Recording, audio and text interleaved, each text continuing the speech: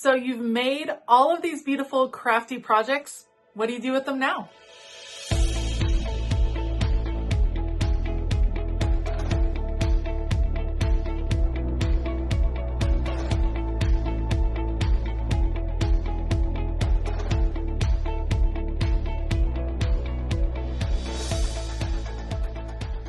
Hey y'all, I'm Elisa, the Scrappy Wife behind ScrappyWife.com, and one of the questions I get the most is, what do I do with my completed projects? How do I store them? Do I save everything I make? And in today's video, that is the question we are going to dive into.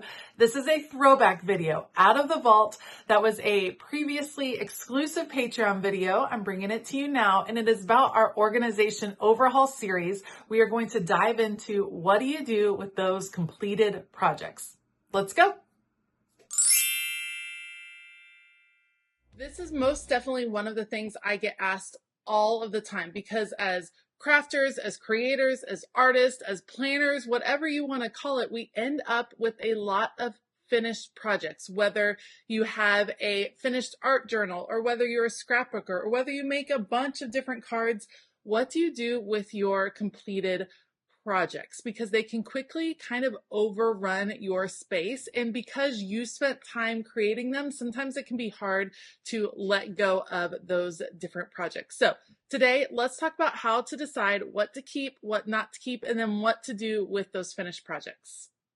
The truth of the matter is you cannot keep every single thing you create. It just doesn't work. So very often I try to focus on creating things that I can gift to other people. And I really focus on the process. What I say all of the time is, for me, the joy in creating, the joy in crafting, the joy in doing any of this is in the process. I really get a lot of happiness out of creating with my hands. I do love to see the finished project, but I don't need to see it over and over all of the time. So you do have to make decisions on what you're going to keep and what you're not going to keep. I try to think of it like this. Is this something that I'm going to want to look back at least a few times a year? I like to keep in mind, I read Marie Kondo's book a long time ago, and one thing that really stuck out was when she was talking about mementos and keepsakes, which is kind of the realm I see some of our completed projects being in. And she said, if you want to keep a memento or a keepsake, you should have it in a place that brings you joy, a place that you can interact with it. If you are boxing all of them up and putting them in the garage or storing them in a way that you can't enjoy them, then what's the point of keeping them? And I thought about that, and it made a lot of sense, because I'm really good at getting things organized and putting things away. And I definitely could find a lot of places to put completed projects within my space. But am I really enjoying them? Am I really getting to see them? Am I really getting to just kind of relive the joy of creating them, which is something I very much love. So that's something to consider. I want to be able to interact with them. Am I going to want to interact with them? Things with photographs are a little bit more sentimental to me, because those are like scrapbooks and some journalings I've done where I'm going to want to keep those because I love seeing the photographs. I have a lot of faith-based projects, and those can sometimes be really hard to let go of because you've put a lot of yourself into it. Something I consider is whether I'm going to want someone else to read it. I have filled in a lot of Bible journals, a lot of faith journals, and if I kept every single one that I ever created or that I ever spent time in, I don't know that my kids are going to want that when I pass, when I'm passing things down. I do want them to keep a few of my projects, but they're not going to want 20 Bible journals, and they're not going to want, 50 scrapbooks by the end. I want to keep some of the highlights. And so I try to think of it in that way. What am I going to want to interact with? What am I going to want my kids to see? And there's some things that it's okay to let go. It's okay to, do the Marie Kondo thing, thank it for its, for the purpose it served, and then to just let it go. And it can be a little bit hard, but it's also freeing, because the whole journey of creativity is creating more and kind of seeing the evolution of what you create. And I don't think you have to keep everything just to see how you're kind of evolving over time. one of the first options for completed projects is to display them. That's a great way to remind yourself of things that you've created that you love, things that inspire you, things that bring you joy. And so displaying some of your completed projects on shelves, bookshelves, up. I know a lot of you create diamond art, putting them in frames, displaying them, putting them out. That's a wonderful way to kind of celebrate your creative streak. And so I would really look at places, not just in your creative space, but at places in your house where you can display things that you've created so that you can celebrate them in that way. So that's option number one. It's a great option. A lot of times things that I'm making are in book form, so they might be in bookshelves around my house or things like that. But something that has really helped me kind of not go overboard with what I am keeping is creating a defined space to where my extra projects or my completed projects are going to go. These are not the ones that are displayed. These are not some of the ones that are out for my kids to look through right now. They really like looking through my memory planners, my more current memory planners. These are the projects that I'm wanting to keep, I'm wanting to save, but I don't necessarily need them out. So what do? I have a defined space. Let's take a look at it. For me, my defined space comes in the form of these two cabinets. I have one on this side and one on this side. These are from IKEA. And what they do is they're containing all of my completed projects. I love that I have this space because I know what can fit in here. And when it becomes super full, then I'm going to have to do a little bit of editing. And that is always, a difficult task, especially with things we're attached to, but this really helps me kind of keep it to a minimum. So whether you have a cabinet, a bookshelf, one shelf, one drawer, whatever it is where you're going to want to keep completed things, defining a space where they're going to go helps you decide how much you are able to keep. It started for me when I was little. I used to have a keepsake box, and it was things that could fit in that box, and that helped me learn when I was younger how to get rid of things, because if they don't fit in the box, then I have to decide whether I want to eliminate something from that box. As I've gotten older, obviously there's some different spaces. It's different when you're little, but having a whole cabinet, or two cabinets in my case, helps me just limit myself. I have a pretty big limit because it's two full cabinets, but it depends on the size of your space. Another plus to cabinets like this with a door on it is that my projects are protected. You can see some of them are actually in some white bins. These were when they were out in the open. So I used to have them on a kind of open shelf in a hallway next to my old craft room.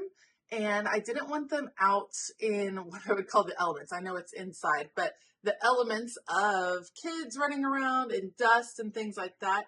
I want to protect them, but still be able to get to them pretty easily. So having them in those bins was really helpful, labeled. And then again, it set a limit. It gave me a defined space where that's where old planners could go. That's where old art journals could go.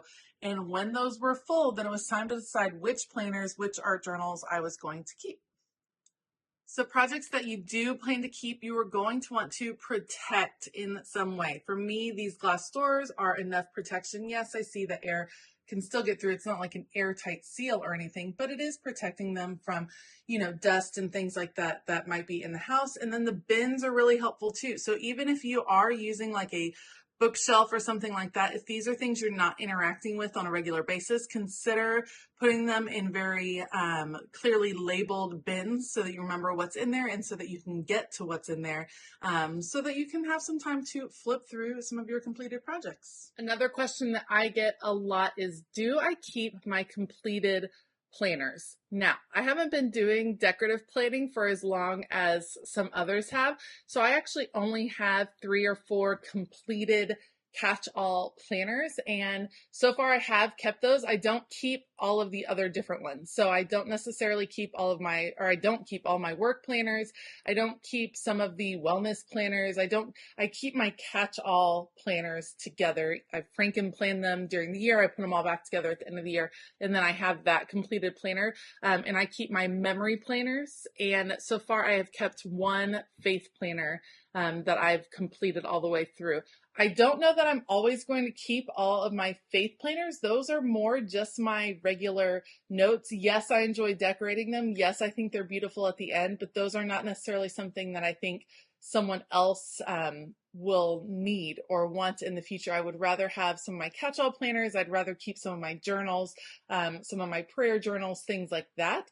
So just because I decorated it doesn't mean that it's a sentimental piece. It's something that gave me a lot of joy during the year, but I can let it go, and it feels very freeing at the end of the year to end up letting it go. Just because it's, you're starting fresh, you're starting new, and planners are intended to kind of start fresh every year or every 6 months, depending on how you like to plan. Another option, if your space is getting overrun with completed projects, consider photographing those projects before you let them go, just so that you have the memory. So maybe you are wanting to let go of some art journals that you've had for years and years, and you just don't see the purpose in having them anymore. Take some photographs of those. Put those photographs on your computer, put them in an album, something like that, so that you can kind of condense your space. That can be a really good way of keeping the memory of the project, still allowing it to kind of bring you joy as you kind of look through those old photographs, but it's not going to take up as much space, which can be a really good idea. That same thing can work for your planners or your journals. Maybe there's a few pages that you absolutely love.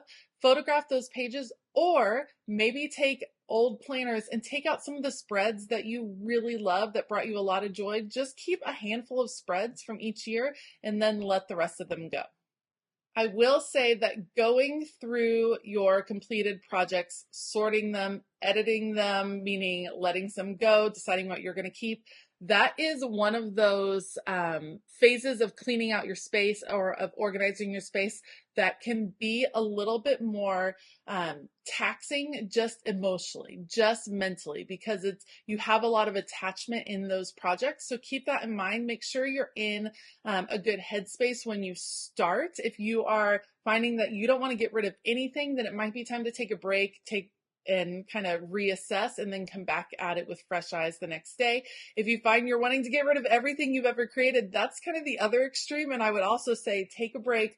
Don't get rid of everything you've ever created, because some of those are really special. Some of your friends and family are going to want to see those in the future. You have to really come at it from the right mental place. And so keep that in mind. It's different than going through your washi tape or your ephemera or your paper. These are things that you have spent time on and worked on with your own two hands. And so it's going to be a little bit more mentally heavy, I might say. So just really check where you are as you're starting to go through and see how it goes. It might take you longer to go through things like that, just because it's gathering up a little bit more emotion.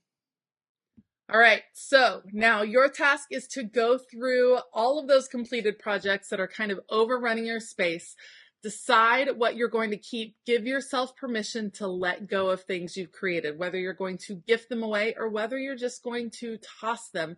It's okay, because you're going to hold on to things that you are really treasuring, and those projects still were able to bring you joy through the process of creating them. You don't have to have them in your possession to be reminded of that joy. So give yourself that permission. Give yourself a defined space. Give yourself a defined space where they are going to go, and whatever fits in that space, that's what you're going to keep, and then work under those parameters. And last, give yourself a little grace as you're going through one of these more difficult parts of organizing your space. Give yourself a little grace, give yourself some breaks, and give yourself permission to flip through those projects, to enjoy them, and to interact with them. And that's going to give you more joy in keeping them. If you're interacting with them, if you're flipping through old scrapbooks, if you are loving some old planner spreads, bring them out, recreate them, and save the things that bring you joy. But it's okay to let go of things you've created in the past. All right. I hope that you have a fabulous day. And as always, keep it creative.